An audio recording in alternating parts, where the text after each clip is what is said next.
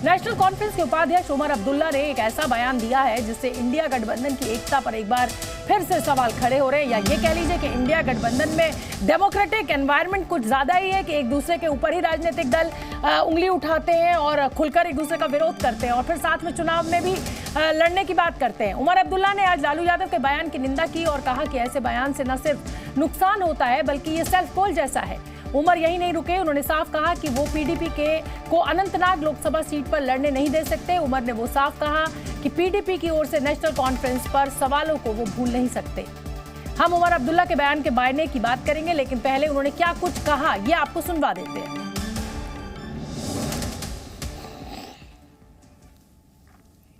PDP को हमने out नहीं किया, हालात ने पीडीपी को जो है इस इलेक्शन से आउट रखा। अब आप मुझे बताइए ना, आप साउथ कश्मीर की सीट आप बार बार पूछते हो कि साउथ कश्मीर की सीट पीडीपी को क्यों नहीं। मुझे बताइए ना, अब ये कहाँ की सियासत है कि जो पार्टी तीसरे नंबर पे आई इससे पहले वाले पार्लियामेंट इलेक्शन में, नंबर 1 पार्टी और नंबर 2 पार्टी दोनों अपना क्लेम छोड़ के तीसरे नंबर की पार्टी को वो सीट दे दें। जहाँ तक कोलिशन की बात है, कोलिशन को चलाना या कोलिशन के मतलब माहौल को सही रखना ये हर तंजीम की जिम्मेदारी बनती है। रूरल इकोनॉमी को किस तरह दोबारा जिंदा किया जाएगा, इन चीज़ों पे जो है वोटर सुनना चाहता है, बजाय ये कि किसका परिवार है या नहीं है। और ऐसे जो है जो हम मतलब या तो हम सेल्फ गोल करते हैं या गोल के आगे से हम गोलकीपर को हटा के मोदी साहब से कहते हैं ना लाओ कर लो स्कोर। अब परिवार पे हमने खुल्लम खुल्ला उनको गोल दे दिया और उन्होंने मौके का इस्तेमाल किया और बड़े तरीके से किया। कहा कि मोदी उनका है जिनका कोई नहीं, और हमारे पास इसका जवाब ही नहीं है।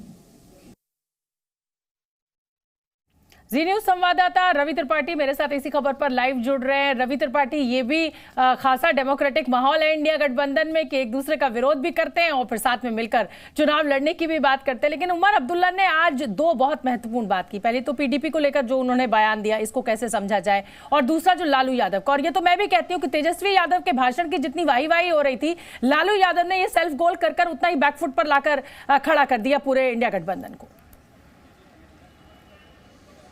बिल्कुल, देखिए दोनों बातों पर मैं आपको बताना चाहूँगा कि देखिए पहली बात जो पीडीपी को लेकर उनका बयान है वो सीधा साधा है कि श्रीनगर जो रीजन है, जो कश्मीर रीजन है, उसमें 3 लोकसभा सीटें हैं और लगभग जो विधानसभा सीटें हैं 47 के आसपास, उस पर वो दावेदारी बांटना नहीं चाहते हैं। वो चाहते हैं कि उनकी पार्टी अकेली रहे। अगर दावेदारी बांटेंगे तो उसमें आधा आधा हुआ तो उनके पास बचेगा क्या।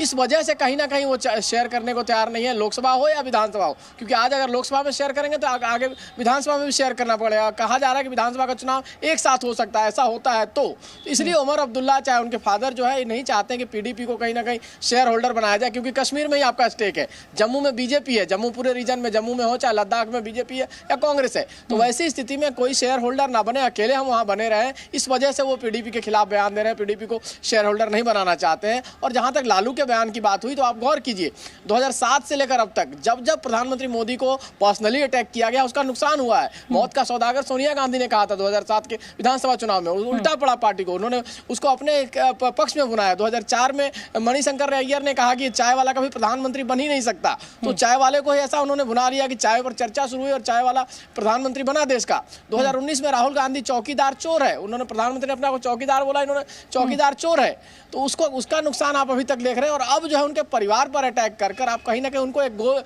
सही कह रहे होंगे, आपने एक पॉइंट दे दिया और ऐसा पॉइंट दे दिया कि प्रधानमंत्री मोदी उसको भुनाना चाहते हैं। इसको रवि क्या वैसे भी समझ सकते हैं कि प्रधानमंत्री एक शानदार बल्लेबाज हैं और उनको किसी भी तरीके की गेंद फेंकिए वो उस पर छक्का मार ही देते हैं, चाहे वो स्पिन कराइए, चाहे आप बाउंसर दीजिए, चाहे आप सुर्रा बॉल जिसको बोलते हैं एकदम लपेटा बॉल वो फेंकिए, प्रधानमंत्री का बल्ला घूमना तय है। तो इसमें कुल मिलाकर जितनी गलती विपक्ष की है उससे ज्यादा जिसे कहा जाए महारत प्रधानमंत्री नरेंद्र मोदी की कि हर आपदा को वो अवसर में बदल देते हैं। अब बिल्कुल देखिए, एक अच्छा बैट्समैन अगर सामने खेल रहा है तो आपको अच्छी बॉलिंग करनी होती है। अगर आप फुल टॉस बॉल देंगे और सामने प्रधानमंत्री मोदी जैसा बैट्समैन होगा तो उस फुल टॉस बॉल को कैसे खेलेगा आप जान सकती हैं, उसको छक्का ही मारेगा कहीं ना कहीं।